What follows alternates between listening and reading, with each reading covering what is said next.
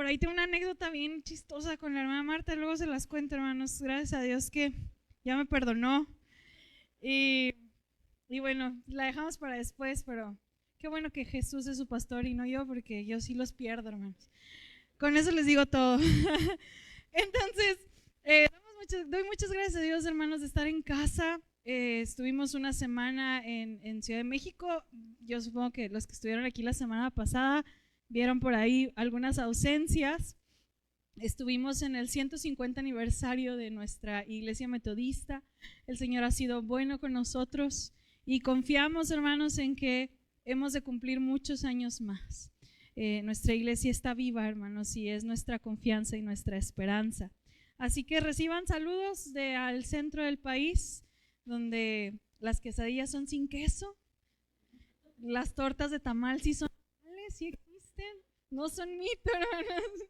Y donde no sé qué más, el elote lleva mayonesa y no crema y muchas cosas que me llevé de sorpresa. Pero reciban, hermanos, saludos del centro de la ciudad, de nuestra iglesia metodista. Pero gracias a Dios estamos en casita. Y vamos juntos a reflexionar, hermanos, la palabra de Dios. Acompáñenme a Mateo, capítulo 2.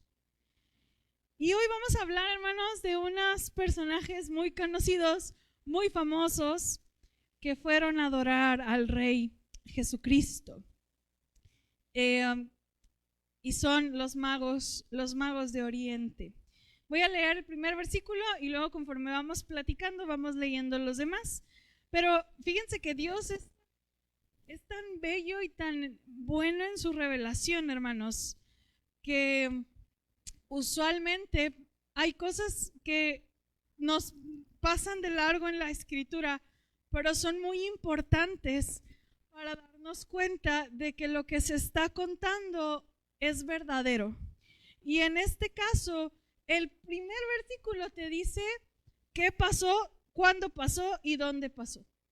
El puro primer versículo te dice qué pasó, cuándo pasó y dónde pasó. Porque dice el primer versículo: cuando Jesús nació en Belén de Judea, en días del rey Herodes, vinieron del oriente a Jerusalén unos magos. ¿Qué pasó? Jesús nació en Belén. ¿Cuándo pasó? ¿Dónde pasó? En Belén de Judea. ¿Cuándo pasó? En días del rey Herodes. No hay una fecha exacta, que siempre ha sido muy discutible, pero aquí lo que la escritura nos pone en sintonía es en el momento de la historia. Y en el momento de la historia estaba un hombre llamado Herodes, que era gobernante. Entonces, desde el primer capítulo, hermanos, ya nos ubica en tiempo y espacio de una realidad que no es un cuento que vamos a contar como si no hubiera sucedido. Es un dato hecho histórico en un lugar, en un tiempo específico. Sucedió el milagro más maravilloso, que nació Jesucristo.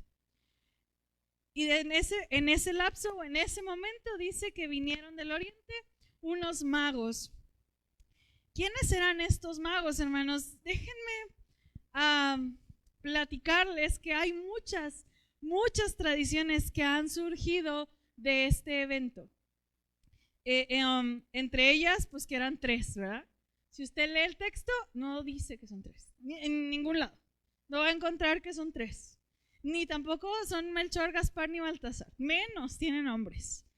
No dice, solo dice que vinieron unos magos.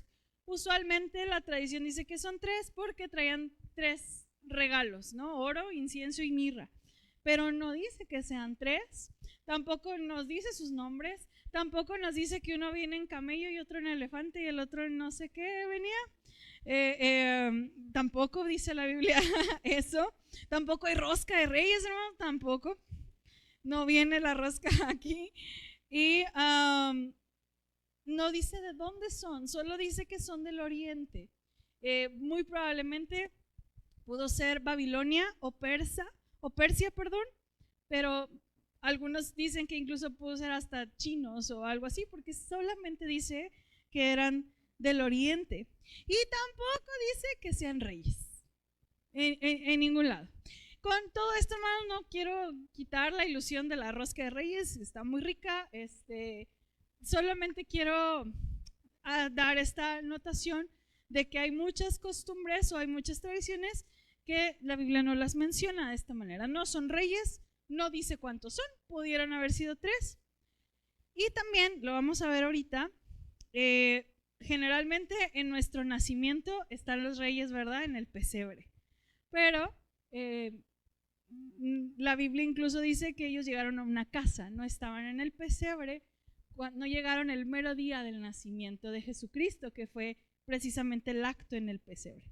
Estos son datos históricos, un sabías que hay muchas cuestiones de tradición que no las dice la Biblia, no son malas en sí mismas, no es malo comer rosca de reyes, como se dice, simplemente la Biblia no afirma ninguna de estas cosas que nosotros usualmente mencionamos, cantamos y hasta enseñamos a los niños los Reyes Magos. La Biblia solamente habla de unos magos de Oriente. Y ahora, la palabra mago pues causa como que un mago.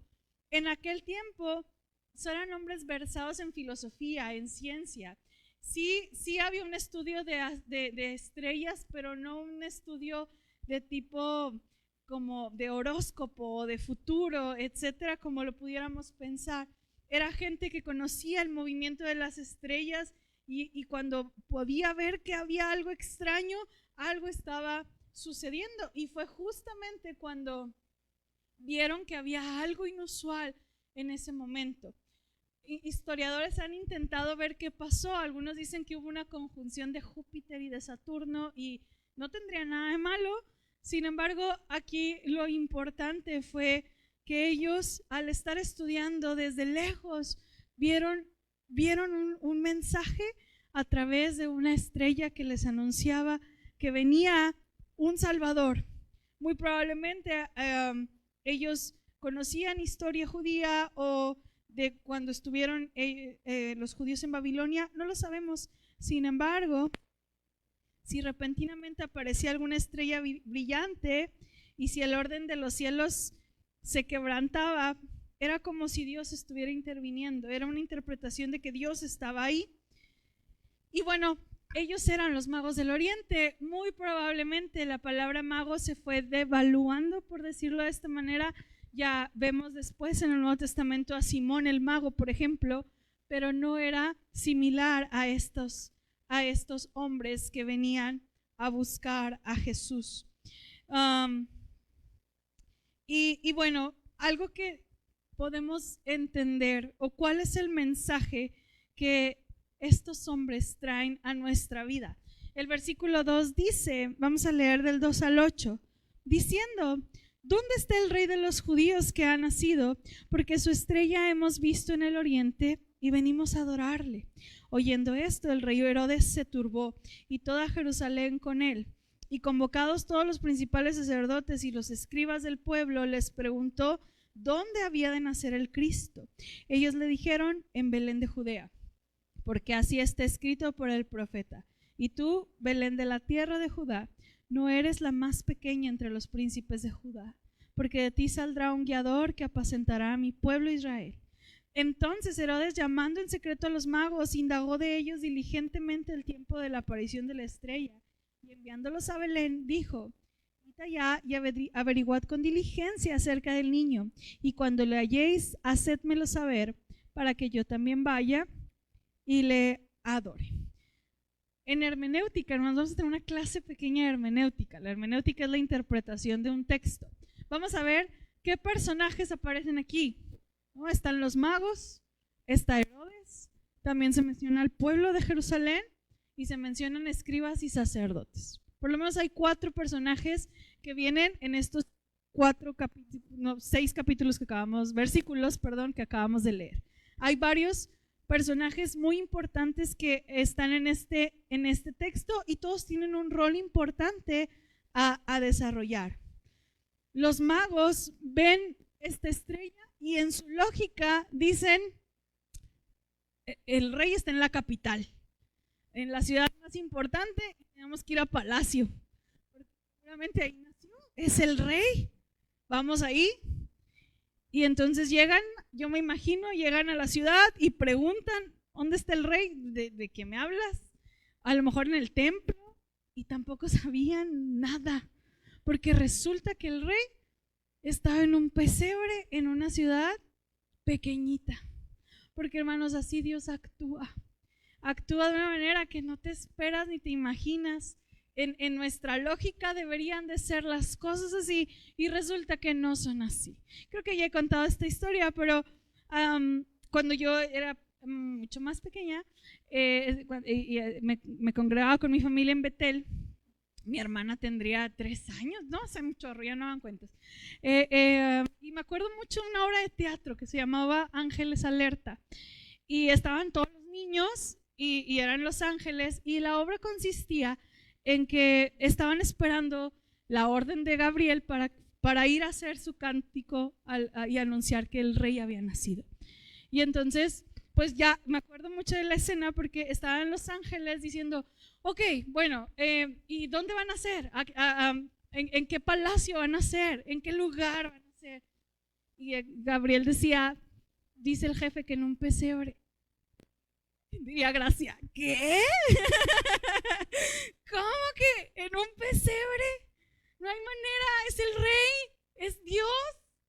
¿A quién se le ocurre que en un lugar tan sucio, entre animales, ahí van a ser? ¿Estás seguro? Sí.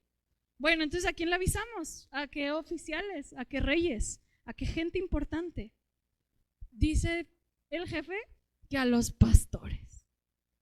¿Cómo que a los pastores? ¿A la gente más sucia?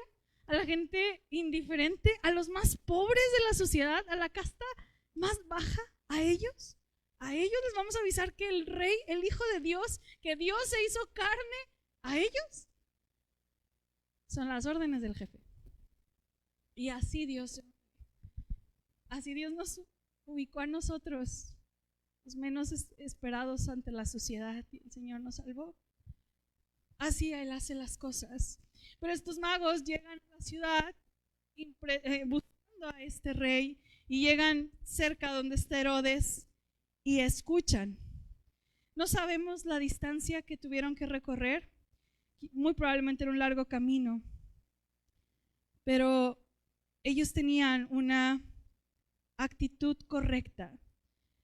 Los magos dan un claro ejemplo de 2 cosas. Una, el evangelio se extendió a todas las naciones, y los primeros que escucharon este evangelio a través de una estrella, a través de esta revelación general donde Dios habla a través de la creación, a través de eso los magos pudieron ver que algo estaba sucediendo, algo histórico, y fueron capaces, hermanos, de dejar su casa, de dejar lo que estaban haciendo para ir y buscar y saber quién era. Y no dijeron, no, pues al rato después, suena muy interesante, se ve muy padre, pero aquí estamos bien. No, determinaron en su vida ir y buscar, y no solamente buscarlo, sino le dijeron incluso al rey, hemos venido a adorarle. No sabemos quién es, pero sabemos que yo no sé qué magnitud de lo que vieron, pero estaban conscientes de que ese niño, el suceso que había sucedido, valga la redundancia, era digno de rendir adoración. Y hermanos, estos hombres son un claro ejemplo de un pueblo, de gente que resulta que estaba más cerca de Cristo que los que se creían cerca.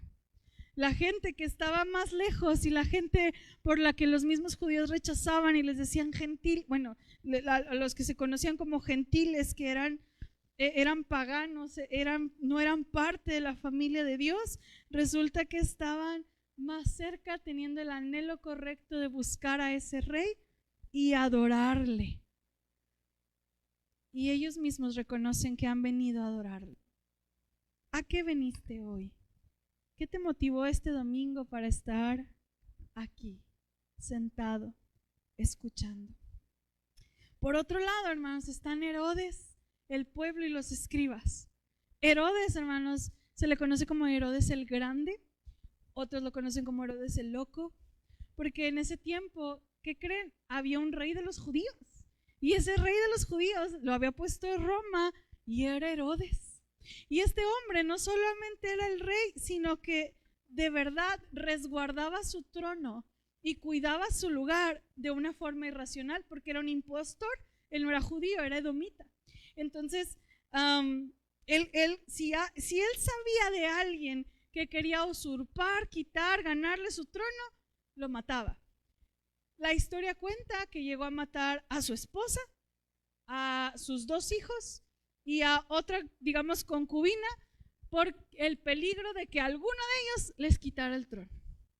Entre el pueblo se decía que era más fácil ser un cerdo que un hijo de Herodes, porque corrías más peligro siendo un hijo de Herodes, porque él era capaz de destruir todo si le quitaban o si alguien amenazaba con quitarle su trono. Entonces, imagínense este hombre loco, celoso e inseguro de su lugar, y llegan estos hombres a decir: andamos buscando al rey de los judíos. Imagínense el terror de Herodes de decir: ¿cómo? ¿Dónde? ¿Por qué? O sea, este es mi lugar y yo soy el rey de los judíos. Entonces, obviamente, en una falsa dice: díganme dónde está, porque yo también quiero ir a adorarle. Y conocemos la historia, porque manda a matar a todos los niños. Pero este celo de Herodes por controlar, y entre más anciano se hacía, pues más celoso se ponía. Y la noticia de otro rey despertó una indignación y celo en este corazón tan malvado. Y dice ahí mismo en esos versículos que no solamente Herodes, sino que el pueblo de Jerusalén se turbó, no se emocionó, no dijo: ya llegó, porque ¿qué creen? Tenían tanto miedo de Herodes que dijeron: en la torre, esto se va a poner muy mal, porque Herodes es capaz de destruir por cuidar este lugar. El pueblo temía una erupción de violencia por parte de él, y así fue, hermanos. Recordemos en la historia que Herodes mandó matar a todos los niños, de tal manera que María y José tuvieron que huir a Egipto. Algunos historiadores, como un dato, nunca mencionan esta matanza. No hay, solamente está en la Biblia, me parece, y en la historia de Josefo, pero en otras cuestiones históricas no lo marca, y mucha gente dice que no fue cierto. Pero otros historiadores mencionan que esto era tan común en Herodes que por eso no lo marcaron de una manera especial. O sea, no dijeron: hubo una matanza de niños, porque Herodes era tan común, que fuera tan cruel y tan despiadado, que no fue necesario escribir algo diferente porque era cotidiano.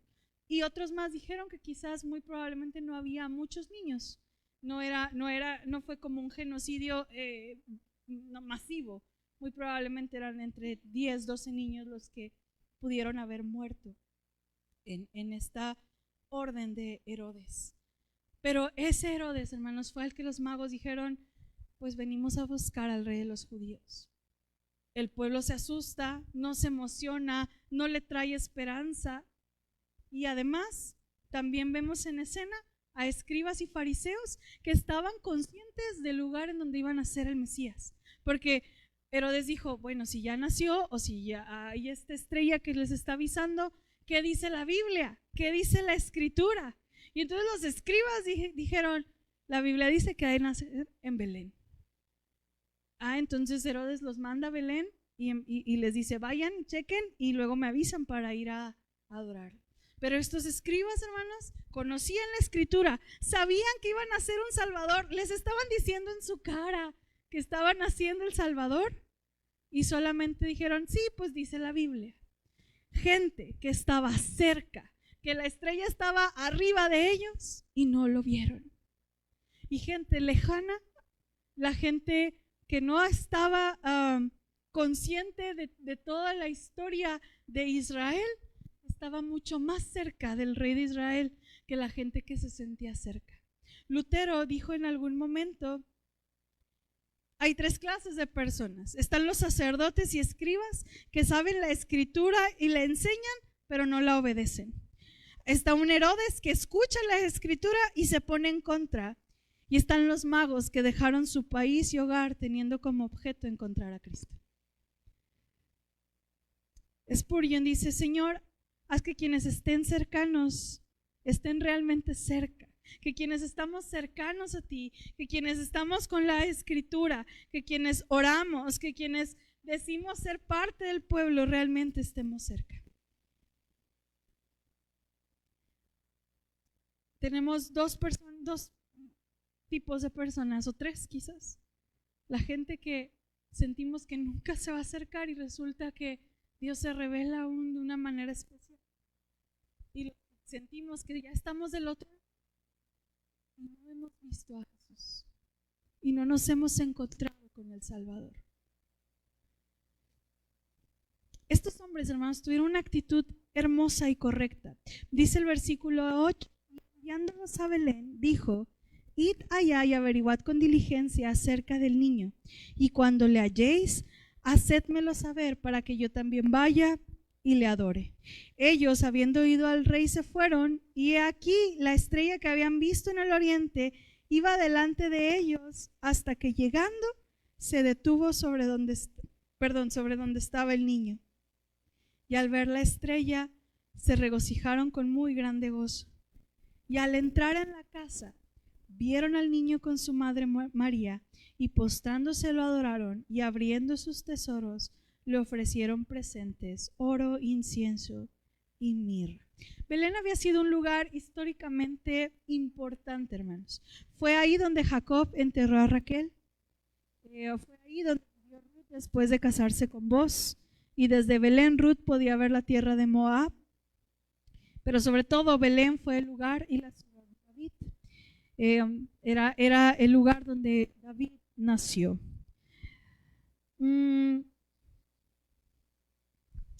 Y estos hombres, hermanos, fueron e hicieron tres cosas al llegar a Belén. Si se fijan, ahí dice que ya estaban en la casa. Muy probablemente habían pasado días o meses después del nacimiento de Jesús cuando ellos llegaron. Ya estaban en una casa, dice que el niño estaba en casa con su madre y ahí llegaron. Pero hicieron tres cosas importantes: vieron, adoraron y ofrecieron. Después de toda esta ruta de anhelar encontrarse con este rey, de que Dios se les reveló de una manera impresionante, de venir de lejos, de no quedarse con el bueno, lo intentamos e irse, sino que buscaron hasta el rincón donde debían buscar. Hicieron tres cosas. Dice que le vieron, le contemplaron, y solo dice eso, lo demás puede quedar en nuestra imaginación. Yo no tengo idea, hermanos, cómo pudo ser ese niño. No sé si debió tener algo especial porque era Dios en carne, pero a la vez era un humano normal, un niño que todos yo creo que nos dan ternura, pero era un niño judío con las características de un judío. Era un niño y le contemplaron. Y después de contemplarle, de verle, de reconocerle, hermanos, le adoraron. Este acto de reconocimiento, la adoración, hermanos, es un acto de reconocer quién es Él, quién soy yo y una entrega. La adoración no es solamente decir: Señor, eres bien bueno, eres bien bello, eres santo, eres justo. La adoración también tiene que ver con lo que yo soy y entrego a ese Dios que reconozco. Y esta adoración, hermanos, este acto de reconocimiento es entender quién es Él. Y Adviento, hermanos, este regalo de Adviento, use este momento para buscar, para venir a adorar como lo hicieron estos hombres, para realmente decir: hemos venido a adorarte, y tener este espacio de decir: tú eres el Señor, nuestro profeta, eres el rey y sacerdote, todo lo que dices lo creemos y deseamos seguirlo. Eres ese sacerdote que con tu sacrificio nos has lavado. Eres nuestro Rey. Te adoramos. Deberíamos pasar mucho tiempo adorando a Cristo y Él debería tener siempre el lugar más prominente en nuestra casa, en nuestro corazón. Vieron, adoraron y ofrecieron. Traían regalos, hermanos. Traían algo de ellos hacia este pequeño. Y dice que traían oro, incienso y mirra. Alguna gente dice que cada uno de estos aspectos tiene una connotación de la obra de Cristo. El oro pues obviamente representaba la realeza. A los reyes se les daban cosas de oro. El incienso tiene que ver con la unción y el sacerdocio, y la mirra, se dice incluso que que la mirra se usa para perfumar los cadáveres.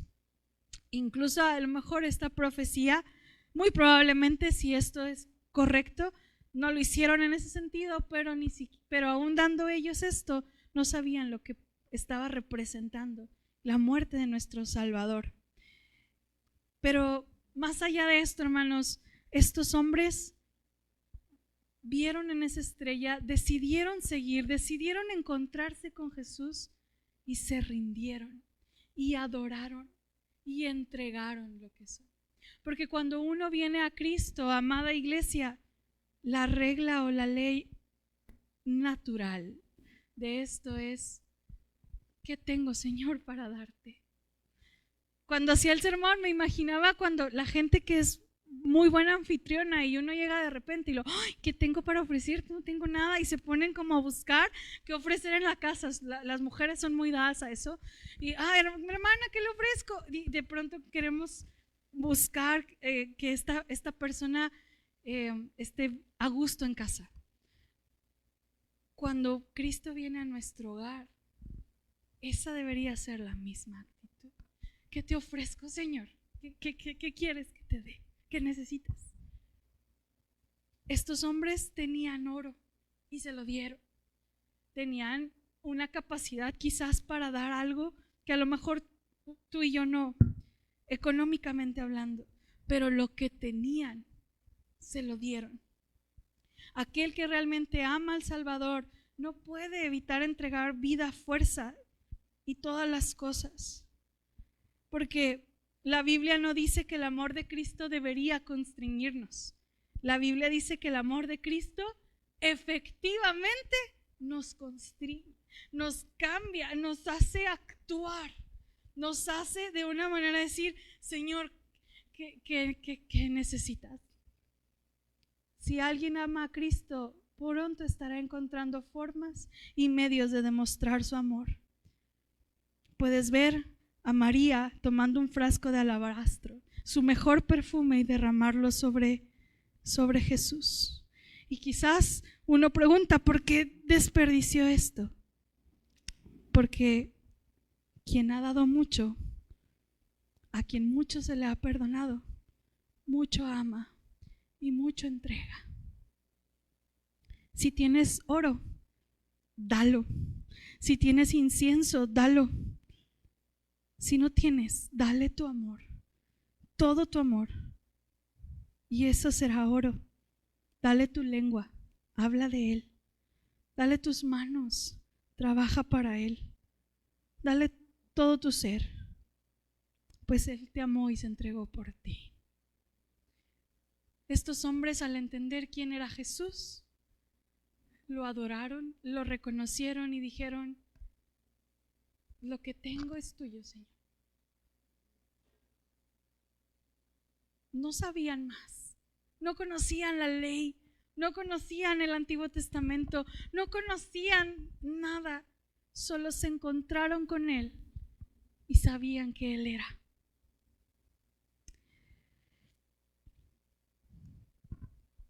Cuando el rey nació, dice un autor, muy probablemente antes de encontrarlo, ya se habían encontrado con Dios. Seguramente empezaron a conocerle antes de su viaje. Y yo quisiera que, dice el autor, yo quisiera que el Señor pusiera hoy en nuestros corazones esa energía y esa prontitud respecto a las cosas divinas. No dijeron, está bebé, al rato que crezca lo vamos y lo conocemos. No dijeron, está bien lejos, no hay dinero. No dijeron, oh no, pues es que no nos conocen, hablamos otro idioma. No hubo nada que los detuviera para ir a conocer al Rey. Dios haga hombres y mujeres con esa prontitud para decir, hemos venido a adorarle y no habrá nada que lo detenga. Estos hombres llevaron lo mejor que pudieron encontrar, oro, incienso y mirra, y desplegaron sus dones ante este pequeño. Que el Señor nos llene y nos haga como esos sabios, que haga hombres y mujeres que obedezcan alegremente, que sientan un deleite al adorarlo, que le rindan homenaje y que todo de Él y de ellos y ellas sea un servicio y entrega a Él.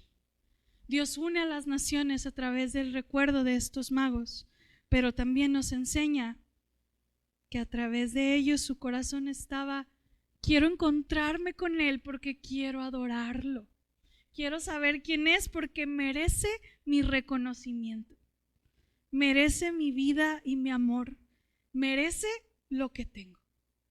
No es mucho, pero lo merece. Hermanos, Adviento es saber que hay un niño que nos fue dado y que Dios le llamó Emmanuel, Dios con nosotros. El llamado a través de estos sabios de Oriente o magos de Oriente es a que hemos venido, a que has venido a ver a este niño. ¿A qué hemos venido, hermanos? Y saben, Cristo nos invita a traer ofrendas de amor, a traer ofrendas de entrega, de tiempo, a traer ofrendas de personalidad. Tenemos que entregar. Es difícil para los pastores hablar de las cuestiones económicas porque pareciera que queremos aprovecharnos de las cuestiones económicas, pero hermanos, quiero que se entienda, cuando hablamos de eso, cuando yo hablo de eso, es porque esa parte también es mía. Lo que yo llego a ganar es mío y por tanto también el llamado es que le pertenezca a Dios. No para la iglesia, no para, no sé, manipularte. Es para que entiendas que el Señor quiere gobernar cada área de tu vida. Y hay un área importante que habla de la parte de tus bienes, que Dios nos llama a ponerla en sus manos. Dios nos invita a dar estas ofrendas de amor hacia Él. Pero es que no hay algo que el Señor nos pida hacer que no haya hecho Él primero.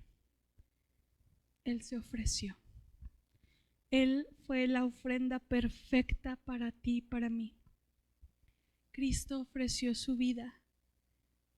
Y justamente hoy, hermanos, hemos de celebrar la Santa Cena pensando, ¿qué tengo para darte, Señor? ¿Qué áreas de mi vida no te he permitido entrar o no te he podido dar? Inspirados pensando, Él se ofreció. Dios dio lo más valioso que tenía por ti y por mí, a su Hijo. Lo entregó, lo ofreció por ti y por mí. Dios entregó a su Hijo en ofrenda por nuestro perdón, por nuestra salvación, por vida en abundancia, por esperanza y paz. ¿Qué hemos de entregar hoy al Señor? Quiero pedirte que te pongas de pie. Hoy no vamos a leer el Salmo 51. Hoy voy a pedirte que te pongas de pie y quiero que tengamos un minuto de silencio y reflexión.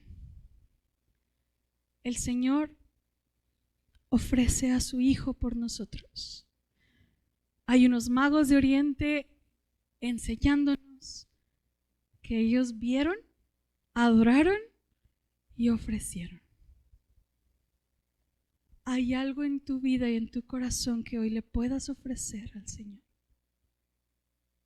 ¿Hay algo de tu persona que necesites rendir al Señor y decir: Señor, perdóname, porque esto es mío y batallo para darlo? Ten un minuto para hablar con Dios y estaremos orando.